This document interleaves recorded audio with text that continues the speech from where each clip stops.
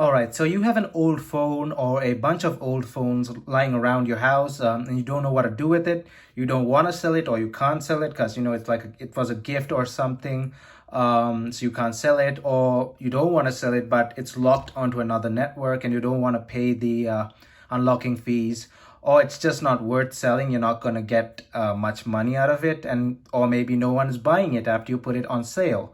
So you don't know what to do with it. But in this video, I'll be giving you some ideas on what to do with an old phone or a bunch of old phones that you have lying around. But before that, don't forget to hit that like button and check out my channel. And if you like what you see, please consider hitting the subscribe button down there. Also hit that bell notification button so you know whenever I upload a new video. And I'm also on Discord and Instagram, so if you're on there, you can follow me. The links will be in the description to those. And now let's jump right in. Okay, so I'm just gonna state the most obvious things that you do with an old phone is like probably give it to your kid, make him use it as an iPod if you don't want to give him a phone, or he could technically use it as a phone as well. Those are things that we generally know to do with old phones. Most older iPhones end up as iPods. But in this video, I'll be showing you more examples of what you can do with an old phone. So in front of me, I have here 6 phones that I do use that are really obsolete. Well, this one is not, these two aren't that obsolete, but the rest of them are pretty obsolete. This one's extremely obsolete. But I still use them for various purposes in day-to-day life, especially these two. And I'll go over that and I'll give you some other ideas along the way. Okay, so let's take this one here, and my first example will be a reader. Now, when I mean reader is like if you have a phone with a big screen like this. Now, this is a 6-inch Motorola E5 Plus. It's a big phone. Let's say you want to read something and you don't want to be bothered with notifications and stuff, and your old phone has a big screen like this. You can use it as a reader. It's very, very simple. Just load your favorite books on, whatever your favorite reading platform is, and you can use it as a reader. If the phone is pretty small, then it's going to be harder. But the first thing you can do with this is read. Use it on the internet and so on. The next thing you probably would want to do with an older phone is use it as a docked music player. Now, not all phones have docks, but you could technically get a dock for the standard micro USB or USB-C or Apple Lightning or 30-pin. So you can use it as a docked music player. Basically, it's still an iPod, like sort of, but you could load all your songs and all your stuff on it, and you could use it as a docked music player. If it's an Android phone that has that it can receive remote signals, you can get like a third-party remote and control it remotely, but not all phones can do that. But as a docked music player, any old phone will do. All right, so the third example is something to play music on while you're working out. So I'm very sure that when people go to work out, they want a peace of mind. They just do that. They go to work out to get away from everything else. And you don't want people bothering you when you take your main phone with you. Sure, you can put it on airplane mode or something, but if you still get distracted by your phone and you think you want to play with your phone and all that, you could leave your main phone at home, take an older phone, load all your songs onto it, and you have a perfect workout device. Also, if you're running and you drop it and it breaks, you're not going to be too sad about it because it's not your main phone anymore. It's your old phone. It's busted. Who cares? The fourth example will be media consumption. Now, let's say you want to go out and you want your main phone's battery to last the entire day or the entire night, and it generally doesn't have a great battery life. So, and you want to have a quick video call or you want to watch a quick YouTube video or something like that. But you're one of those people that just wants to keep your main phone's battery at 100% before leaving the house. You could basically use your older phone as a media consumption device in that sense. But also, if you want to get away from your main phone, maybe people are calling you and you want to call someone else, basically as a secondary phone, you could use your older phone just to call certain people or to watch videos or things that you want to do undisturbed that you usually can't do on your main phone. The fifth one I have here is something that people usually overlook. Maybe it's because they just don't think of it, or I don't know, it just doesn't strike their mind. But I do it quite often, and I just thought I'll say it in this video. It's basically storage. Now, using an old phone as storage isn't a bad idea at all. Now, most older phones like this will, like the iPhone 4S here, these will have like 8 gigs or 16 gigs, so that's not much. But if your newer phone also does not have that much storage, you could basically transfer photos via Bluetooth if it's an Android phone, or AirDrop if it's an iPhone, and use your older phone as a storage bank.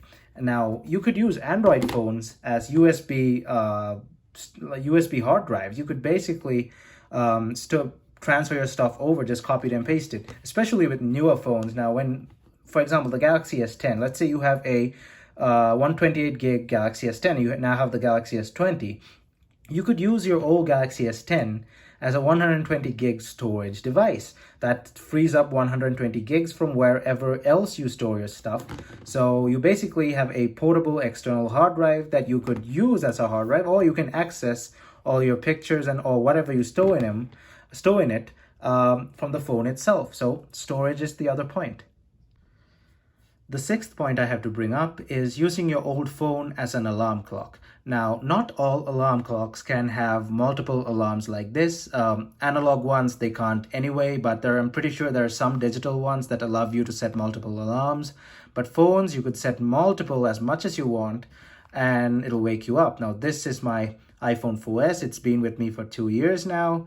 I got it from a pawn shop for 13 bucks, and it's woken me up ever since. I bought it as an alarm clock. I purposely bought the 4S to use it as an alarm clock, and it's been serving me ever since. I cranked the volume up and put that really annoying warning alarm sound, and it wakes me up. So when you're using this as an alarm clock, your main phone could be turned off. It's better for the phone as well. Or it could be on its charger, and it will be 100% when you wake up in the morning. But mostly what I use it is for, I always turn off my main phone at night, my iPhone 11, which I'm using to record this. So when I wake up in the morning, the phone has had rest, because I personally believe that phones need rest too. And this is my alarm clock. So your old phone can be an alarm clock. The seventh point I'm going to bring up is a bit more specific, but it works for me. Now, not everyone's going to be carrying a phone around just for the use of its camera. And your main phone is obviously going to have a better battery life and a better camera performance than your old phone. But let's say you're a YouTuber like me and you like making content, and your main phone is on charge, but you want to make a quick video. You could go to your old phone. Now, here I have an iPhone 7. It still has an excellent camera. Mine, by chance, has a issue with it. If you've seen in some of my older videos I did with this, the video isn't really clear. The photos aren't really clear either. That's because this had a manufacturing defect. But apart from that, your older iPhone, if it's not way too old, it could still make a good camera. If it still can record at 1080p, 60 FPS, or 4K, it still makes a great camera. It's not going to be as great as your new phone, but it's not going to be that noticeable. I've done many videos on this phone, and not many people noticed unless I stated that it was being recorded on my iPhone 7. So use your old phone as a camera if you're a content creator. So the eighth point that I'm going to bring up is my favorite on this list. It's that you could use your old phone to learn how to repair phones, learn to take them apart, and so on. But now, let's say it's not way too old, and it's a pretty good working phone. Don't attempt this, because you're going to probably destroy the phone.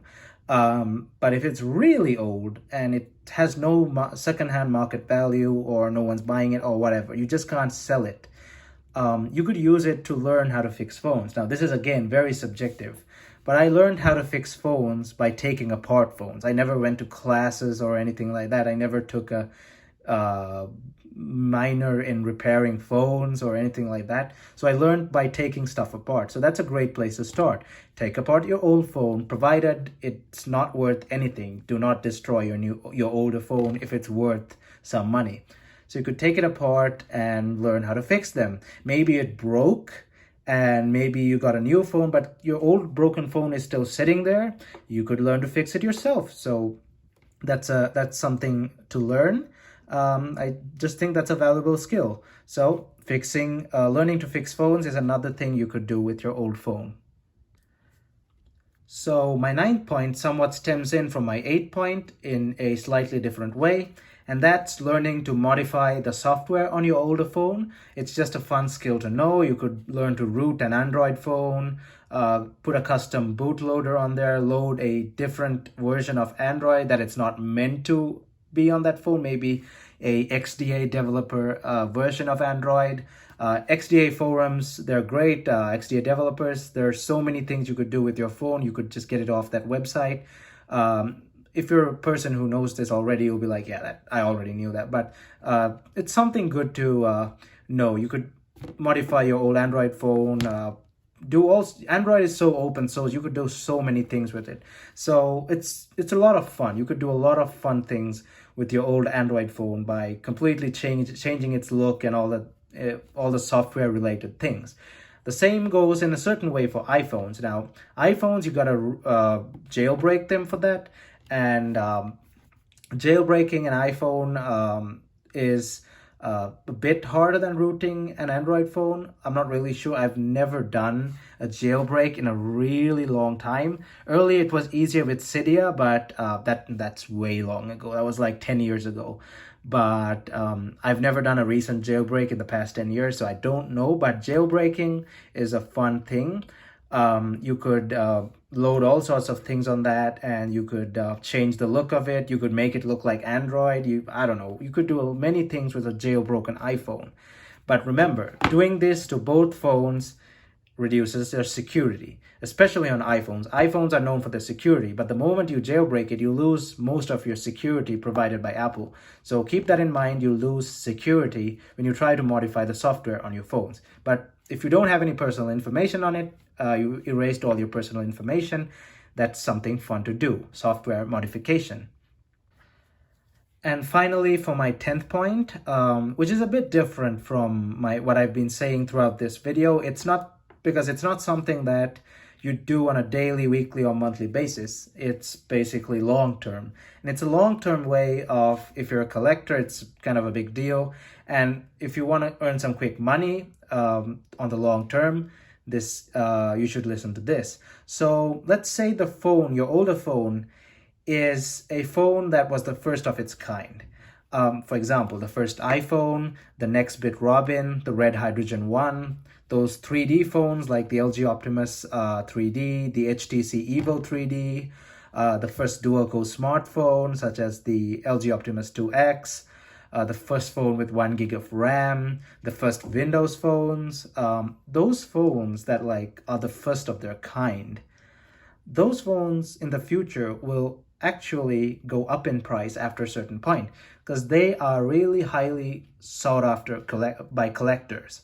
Now, I have a bunch of those phones too. I have the first iPhone, LG Optimus 2X, HTC Evo 3D, and a quick sneak peek, I have another 3D phone on the way and it'll be on this channel probably tomorrow, so stay tuned for that. I also have one of the first Windows phones, an LG phone, I forgot what it was called. It was one of the first Windows phones. I have that, and I have a bunch of first phones. Now, personally, I'm not going to sell them. They're for my collection. But if you have one of these phones that are the first of their kind, first of a new brand, or first to have a feature that no other phone ever had before, they're going to catch the eyes of collectors in the future, and they could go for really high prices down the road. So if you ever get into an emergency for money, there's your key out of that. You could sell those. For example, a good condition original iPhone with its box and all its accessories could fetch close to $300. If the phone is just by itself, above $100. A few issues here and there, $50 to $100. And so on. So phones that were the first of their kind are pretty rare eventually, because not many people buy first of their kind phones until they settle into the market. But you get what I'm saying. But yeah, so keep your old phone lying around if it's the first of its kind, because it might save you at some point. And that's the end of this video. Thanks for watching, and I hope you really enjoyed it. Please leave some comments down below if you know any other points that I missed, maybe things that you use your old phone for. I'd like to know. And yeah, that's it for this video. Don't forget to hit that like button and check out my channel. I'm uploading a bunch of videos probably tomorrow and day after, so stay tuned to that. And I'll see you guys in my next video. Thumbs up.